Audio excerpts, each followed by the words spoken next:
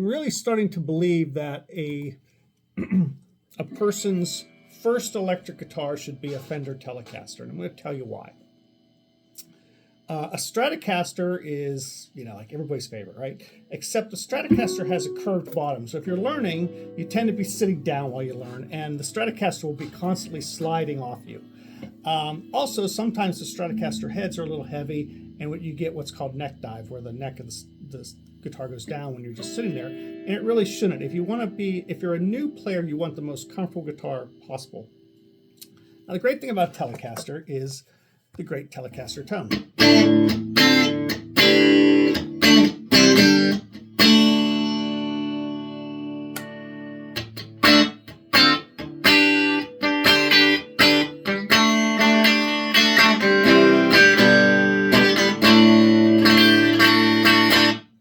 And if you throw it on the neck pickup here,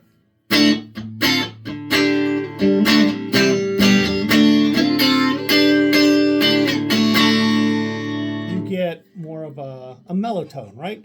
But the nice thing about the Tele is if you want to go for that like Gibson Les Paul sound, all you need is a good overdrive pedal.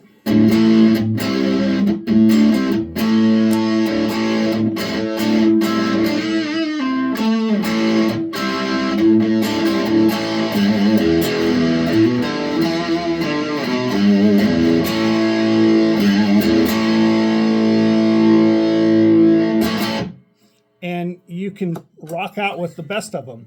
The other nice thing about the Telecaster is it stays in tune better than like a Gibson Les Paul, because the neck of the shape of the neck and the fact that there's really not much angle. The only angle really is from the nut down to the tuners, and it's a very cool guitar. If you drop it, it's unlikely you're going to break the neck. Watch somebody go out and break a neck and then blame me. But it is just a guitar that's very versatile. And if you were like, I don't know any jazz, but if you were playing jazz, let me get my little jazz pick. I don't know any jazz.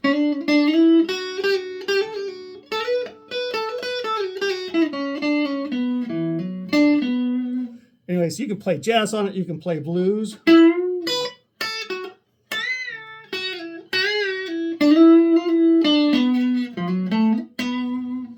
Play rock.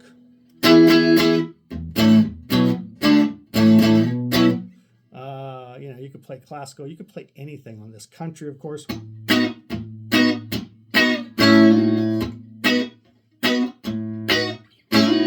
don't know country. I'm not even sure that's how country goes. Anyways, the Telecaster is just very versatile. And now this one's really old. This is, it's like 70 years old. Oh, God, 68 years old. But a new Telecaster is going to give you a lot of great vibe, a lot of good value for the money. And, it's just something that I think more and more people should consider.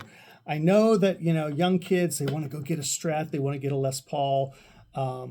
Maybe their favorite performer has played with it. Or maybe they look at the Telecaster, they go, I think you can't play rock. Well, you know what? Go listen to Joe Bonamassa play a Tele. Go listen to John Five play a Tele, and any other number of people that use a Telecaster in rock and roll, and they're really good, versatile guitars. Now, the one thing about the Telecaster is that if you're going to go Tele, you might as well get the traditional Telecaster color, which is called butterscotch, which looks a bit like this. This is the Telecaster that most people would associate with the Telecaster. Now, this one has this ashtray on it, which most new Telecasters don't come with.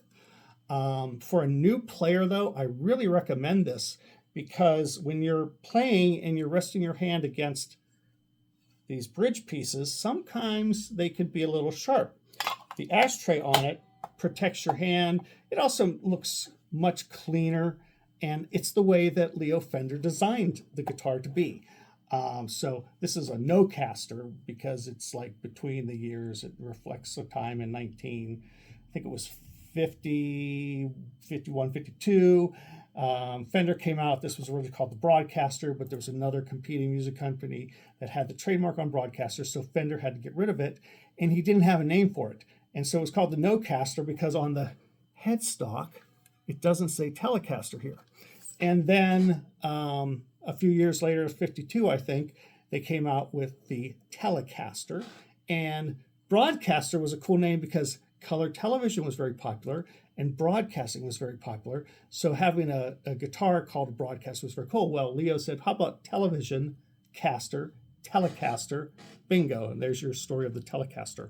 But these are really great guitars to learn on. Again, this is flat, so it doesn't roll off your lap if you're sitting there. They're lighter. This one I think is about 6.5 pounds. My old guitar is actually lighter than that, but that's from 1956, and that wood is really dried out. Whereas if you go to a Les Paul, you're probably looking at somewhere like 8, 9, 10 pounds. And you go, oh, it's only 2 or 3 pounds. Well, you know what? If you're playing with a strap, 2 or 3 pounds after about an hour of playing, you start to notice that extra weight. On a Telecaster, it's really quite lightweight. What else?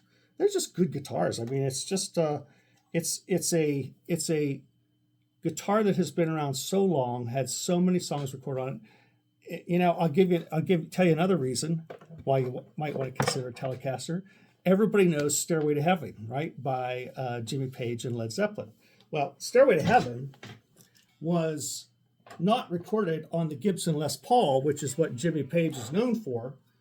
It was recorded on a Fender Telecaster. Now, let me show you what that Fender Telecaster would have looked like. Dun, dun, dun, dun, dun. It would have looked like this, Jimmy Page's Dragon Telecaster. So if he can record Stairway to Heaven, that iconic solo, on a Telecaster, there's no reason a young person shouldn't love a Telecaster as their first guitar. What do you guys think?